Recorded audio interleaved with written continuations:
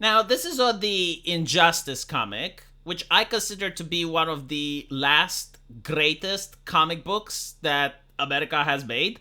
And I'm basing this on the fact that it sold. Like, I don't care how much the New York Times or other culture critics praise your comic. If it's not selling, then it means that there is no market for it. It means that people don't like it enough to spend their own cash. So that's what I'm basing off if a comic is successful or not. Um, but in this one, like I want to show you how they did politics in a tasteful way that makes sense. So in Injustice, Superman experiences a really bad tragedy. Lois dies by his hand because the Joker kills it, and Superman stops being a Boy Scout. He starts to go on a path towards authoritarianism, and he doesn't do it in one issue. This transformation is being done through the course of many years. It's kind of like the Breaking Bad of the DC comics, if you will. And in this point in time, Superman is still trying to be good. Like, he's still open to hear what other superheroes have to say about his plans. And as you can see, here the Flash is worried because Superman is creating this drug which would give average people superhero abilities. And he's asking, like, why is he comfortable with this? So Superman responds asking Barry if he plays chess. And this is great writing by today's standards because it's very realistic. It's usually how men talk to each other. Basically, important conversations don't just happen by two people standing and facing each other. They happen over a glass of beer, or they happen over watching a football game, or in this case, an important conversation can take place if they play chess. And in order not to make it just a telenovela, they go on and they show Barry's superpower. Basically, Barry is saying he has played some chess when he was a kid, but he doesn't know that much of it, so he's going to learn how to play it at fast speed. So he's having the computer just display how chess is played, and in a couple of minutes he learns to play chess. And this is great writing, right? Like, they're superheroes. They have supernatural abilities, and this is a smart use of Flash's superpower, which is to be able to learn things incredibly fast. And as they're playing, you get to display their abilities a little bit more. And I'm highlighting this because in modern Marvel comic books, they just don't do this anymore. It's just like telenovelas. It's like people that happen to wear capes just go on about their daily lives. They rarely use their superpowers in these clever and interesting ways. So for me, as a person who likes comic books, seeing how they used to be written makes me sad about the state that they're written today. And here you have like Superman saying that he wants to get rid of all the guns, right? And this shocks the Flash. The reason the Flash is shocked because this is not how Superman would think. Like Superman tried his best in order to be apolitical. He wouldn't make these types of statements in his previous comics. He wouldn't appear in the commercial like you have the boys trying to sell or advertise a product. Superman is supposed to be this symbol of justice that everyone can rally around, regardless of their political ideology or religion.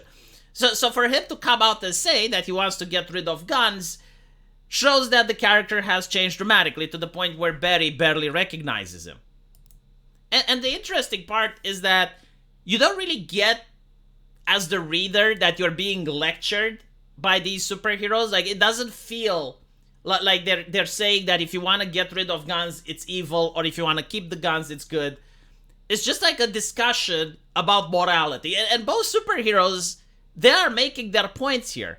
And it's up to the reader to decide if Superman is right or if Barry is correct. Because at this point in the story, Superman isn't evil. Like he is still contemplating with how to get things forward, and he is still a good person at heart. It's just that like he is trying to keep people safe. So he's having this conversation with Barry, and he's saying that if he wanted to get rid of all the guns, he could do it. Because they both have super speed, they could just go into people's houses before they even know what happened. The people's gun would be taken away. And Barry points out, it's like, well, we couldn't be able to get rid of all of guns. And Superman says, well, actually we could. of most guns. And then, the ones that are left don't really matter. So it's checkmate. And I like how they're using the game as a way to show like who is winning the current argument. And I love how the fact that they are playing chess with their superpowers is actually strengthening the conversation. Like nothing here is done for the sake of being done. Everything is there in order to create immersion for the viewer and add tension.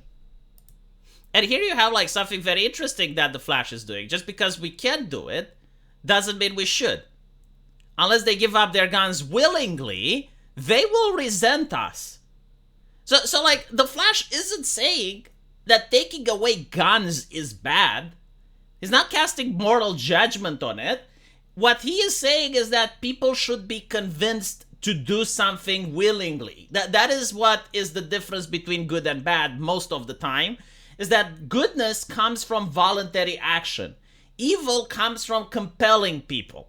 And I think like this is the stark difference in this scene between Barry and Superman.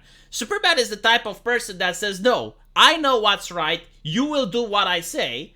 While Barry is claiming, yes, I know what is right as well, but in order for us to do good, we have to convince people that our way is good. We don't force people to do what we think is good, because then they will resent us. And take into account, if you're a Democrat that's reading this comic book, you won't feel lectured, you won't feel preached. Your ideas, your values aren't under attack. Like, Barry in this situation can also be a Democrat that's like, yeah, like guns are bad. However, we shouldn't force people to give them away. We should convince people to do this.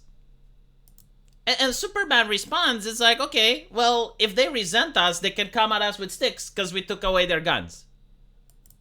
And then Barry Allen goes, it's like, okay, so we start with guns, and then what?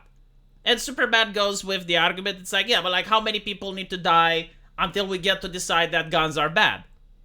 So he's making the argument like, if only we can save one life, that it's worth it. To which Barry responds with, you start with guns, and then what? It's like, how about smoking? Cigarettes. Like, smoking kills far more people than guns. People keep smoking even when they know it's killing them. They keep smoking and looking into the eyes of their families, and they die. And Superman is like, well, so what? And Barry says, tomorrow, then we get rid of cigarettes. Because if you want to save lives, then we should also imprison anyone who speeds in a car. And everyone that leaves a dangerous dog unchained should also go to prison. And then we kill anyone that doesn't recycle. So as you can see, the reason that making politics like this is good is not because it necessarily has like a right-wing slant, but the arguments have merit. Like, this is a conversation that is worth having. You don't view yourself as the reader being insulted or attacked for the type of principles that you have, or because you're siding with Superman or Barry on this argument. In fact, the argument isn't even whether we should or shouldn't have guns. The argument is a life of safety worth living? Like, is utopia just one more ban away? Is utopia just one more regulation away? Is living in a maximum security prison the correct way? Because in a maximum security prison, you have free clothing, free healthcare, you are separated from other inmates so you are safe, but you do not have freedom. And is that a life worth living? And as you can see in this comic, it doesn't end with either Superman or Barry with a, ha, I gotcha. It ends with Superman thinking.